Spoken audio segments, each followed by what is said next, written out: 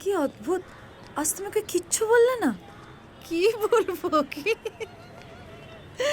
এই স্কুলে পড়াতে আমার 5টা বিয়ের প্রস্তাব এসেছে, 25 বার আমাকে প্রপোজ করেছে।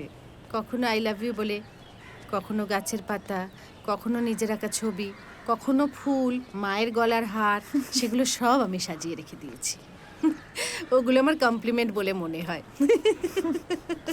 আবার সেই ছেলেগুলোই যখন বড় হয়ে যায় তখন আমি মজা করে বলি, এই মনে আছে তো আমি তোর ফার্স্ট গার্লফ্রেন্ড, আমাকে প্রপোজ করেছিলি, ফার্স্ট ক্রাশ। তখন আমাকে বলে, প্লিজ ম্যাম মনে করিও না। সোহিনী, ওর বয়স কত? ও তো বাচ্চা ছেলে, ও বিয়ের মানে বোঝে? খেলার ছলে করেছে, দুদিন পরে ভুলে যাবে।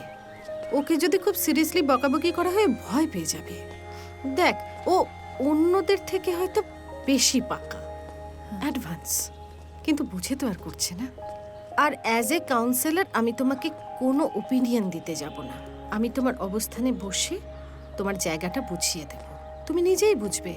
ও যেরকম আজকে বুঝলো যে বিয়েটা খুব একটা গুরুগম্ভীর ব্যাপার, অনেক দায়িত্ব নিতে হয়, রোজগার করতে হয়, তার একটা বয়স আছে, নিজেই ক্যান্সেল করে দিয়ে চলে গেল, ব্যাস, দ্যাটস অল।